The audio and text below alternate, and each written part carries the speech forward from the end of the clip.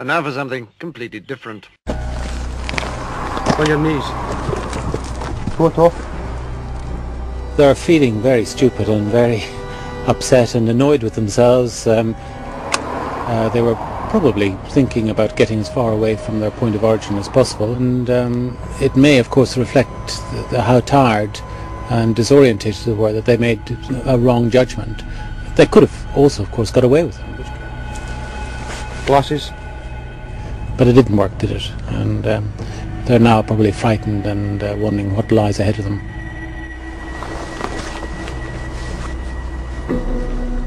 Get lying on the floor. Floor. Floor. Floor. You move from that position again. I'll take you around the back and I'll give you a right kicking. Do you understand? They'll be transported to an unknown location to be confronted by a team of trained interrogators.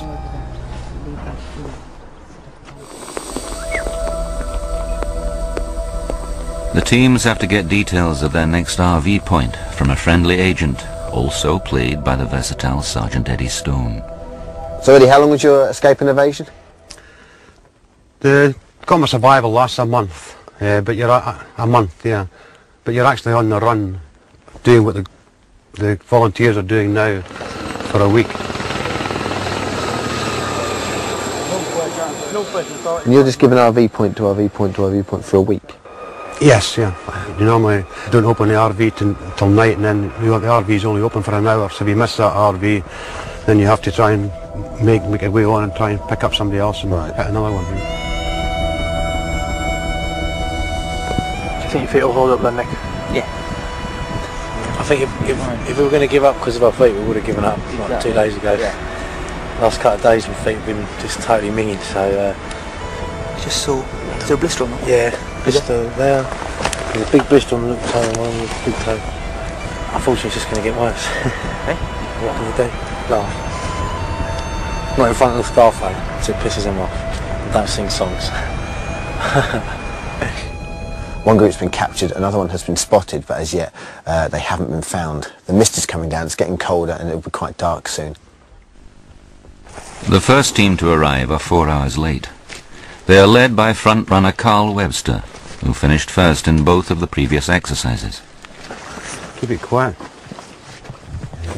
It's a dreadful day. We spent a long time like hiding from anything that any people or vehicles or anything, but that wasted up a lot of time. Yeah, and then we went the wrong way. And then we just could not find this RV. I mean, we've been walking around here probably for the last couple of hours. Really?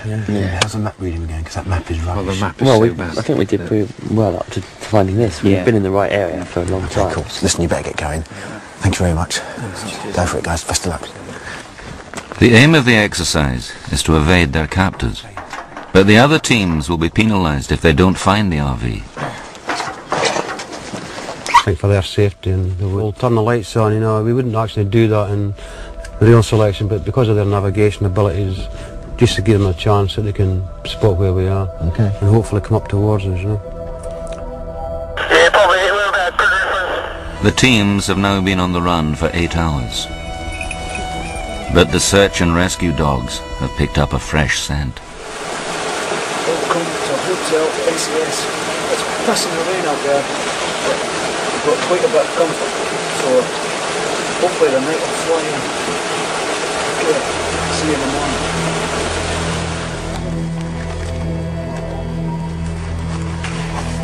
Someone this way. Johnny! Johnny!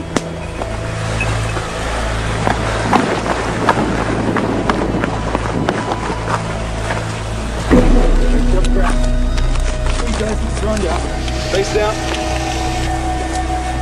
Keep it down, don't move. Keep it down. Let's go, on ground. As in SAS selection, once captured, the teams can only reveal 6 bits of information: their name, age, town of residence, occupation, blood group and next of kin. On the ground.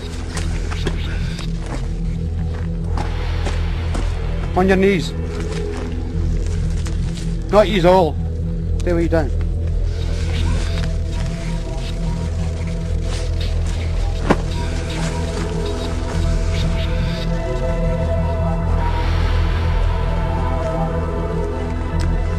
deck. On your knees.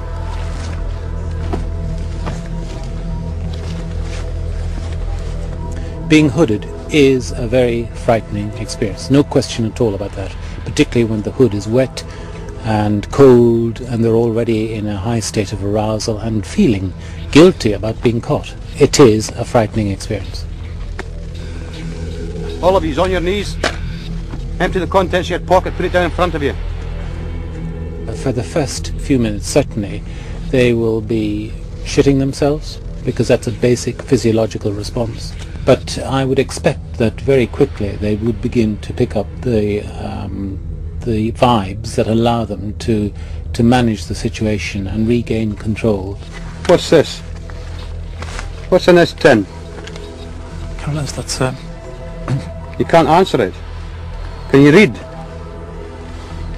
Can you read? I can't answer that, sir. In the case of these athletes, the determination to carry on, in spite of their disorientation, in spite of their fatigue and their tiredness, that they will remember to do the things that they've been taught, not to give away more than the 6 permissible items of information. Otherwise they just respond, "I'm sorry sir, I can't answer that question." And that's part of the game that I would like to think, and I believe they are, responding to. What's this? Can't answer that, sir. Can you read? Can't answer that, sir. Take this guy and take him around the back and beat the shit out of him. Threatening and intimidating behavior is used to try to break their will. SAS selection aims to give a taste of what it's like to be captured by an enemy force. The guards use firm slapping to indicate that they are in control.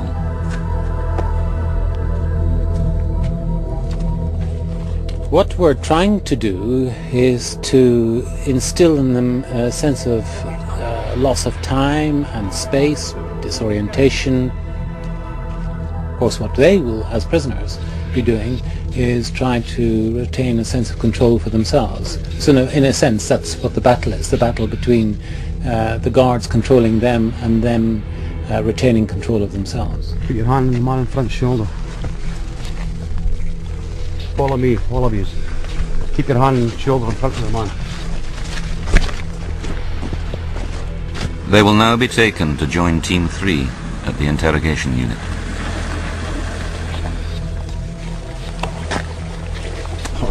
On the tells the group that's already been through here, who arguably are the fitter of the two. Yeah. The other group, I mean, they've got, you know, I know Neil's suffering with his hip and so forth, so I mean, it must be quite a worry.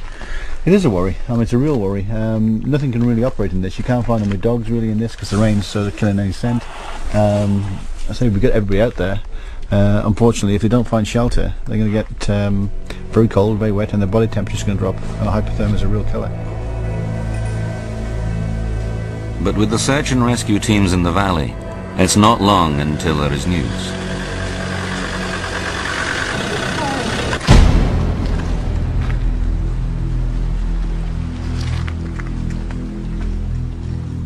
Capture and interrogation is an important part of SAS selection, to test an individual's mental strength. Kneel down on the ground. Kneel down on the ground. Right, at this stage, does anyone want to pull out? Right, number 1 on your feet. Come with me. I should imagine that they're digging deep into the reserves of courage, and that is really what is being tested right now. The determination to carry on in spite of everything telling them, give up. You can get rid of this nonsense, you can go home and have a nice warm bed, but there is something that is urging them to keep going, and that's willpower. On your knees. Name. Nick Candowler. Where have you just escaped from? I cannot answer that question, sir. You can't answer questions! Go on your feet now! I cannot answer that question, sir. You can't answer questions! Go on your feet now!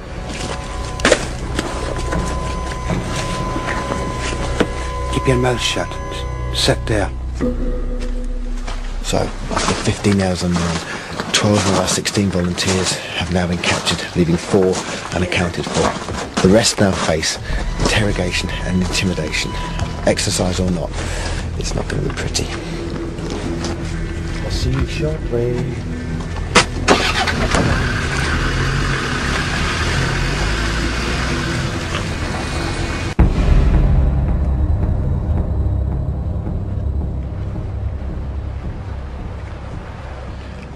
Barry, interrogation. Why are we doing it?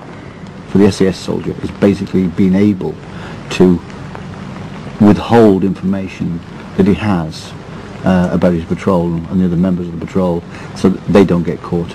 And if you can do that for possibly 12 hours, 24 hours, whatever the required period is, then he's done his job. And the best way to avoid giving any information to the enemy is to be prepared, i.e. trained in resisting interrogation. As part of this exercise, the volunteers have remained hooded for at least 4 hours and haven't slept or eaten and are completely disorientated. In accordance with SAS operating procedures, interrogation can only begin when everyone has been cleared by the psychiatrist.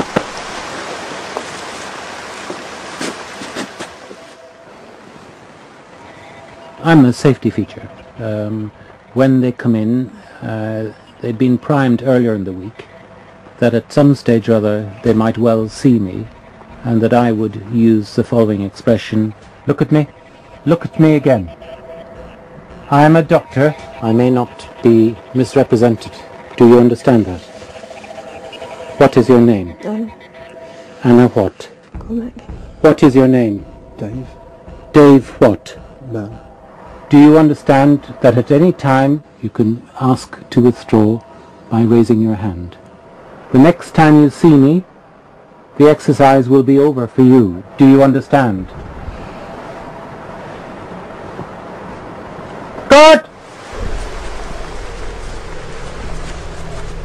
The techniques involved in eliciting the information in this particular instance was putting them in a very hostile situation. Having had a couple of days out on the field, it's semi-ridicule. It's given them the option to hold the hand up and say I've had enough at any moment. It's almost trying to prompt that from them.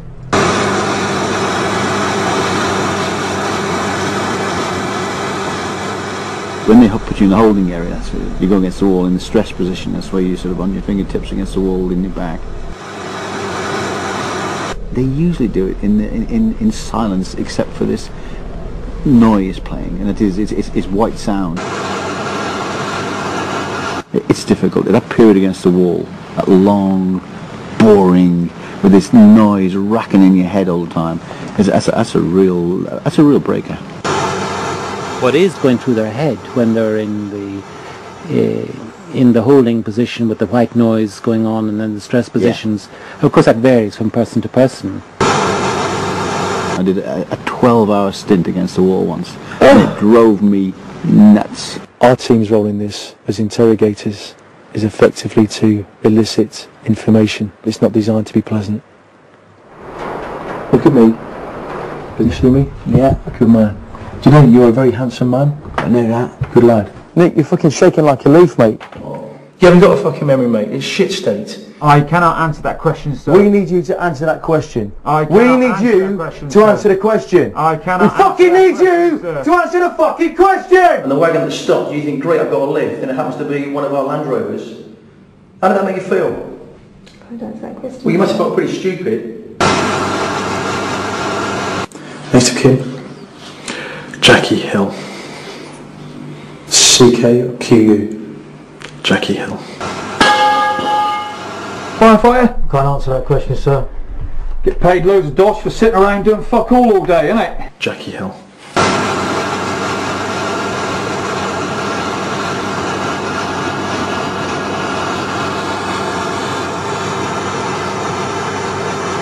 You just said it's bullshit. I didn't say it's bullshit. Explain to me how you spell your wife's name. Jackie. Okay. What's your name? Lee, look at me, Lee. Lee, look at me. Lee, look at me. What month were you born in? What fucking month were you born in, Stuart? Are you cold? Yeah. I think we need to pull you out here, okay? Can't answer that question, sir.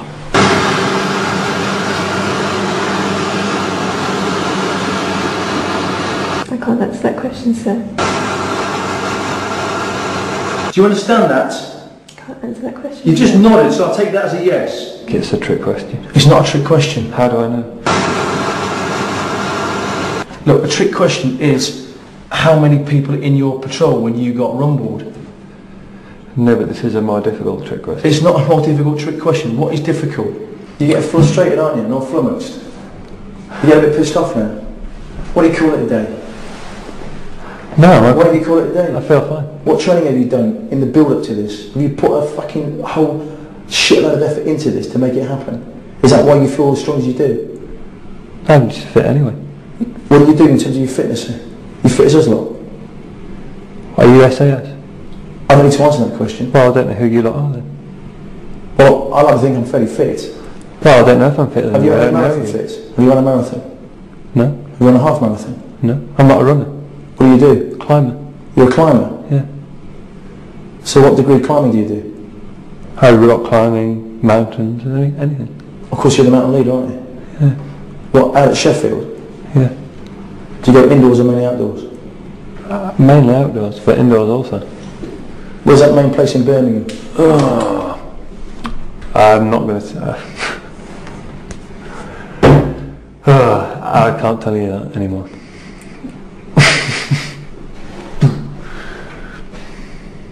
Life's a shitter, isn't it?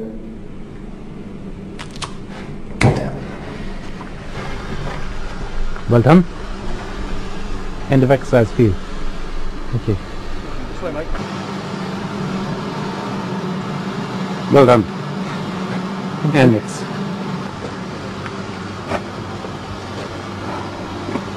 Well done. Index.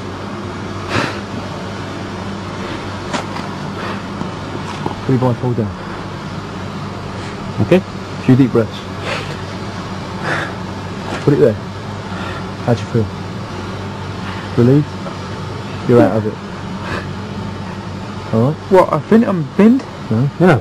You're out of that situation.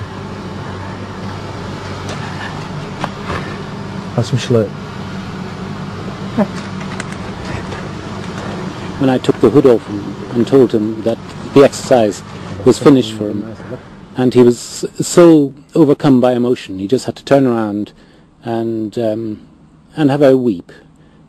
And that reflected his determination, and that will stand him in good stead. That is not weakness, that is strength.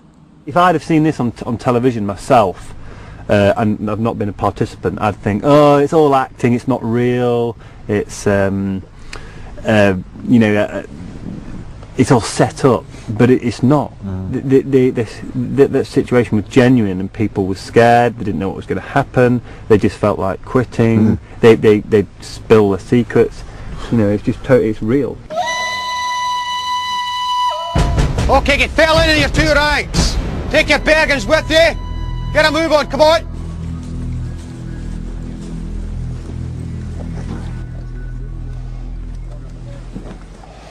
As per normal, going to go ahead with the dismissals. The following people will leave the course now. Anna McCormack.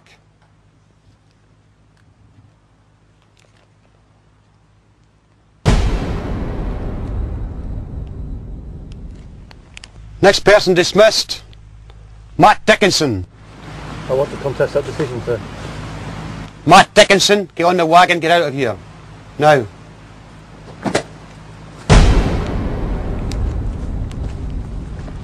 Dave Mann.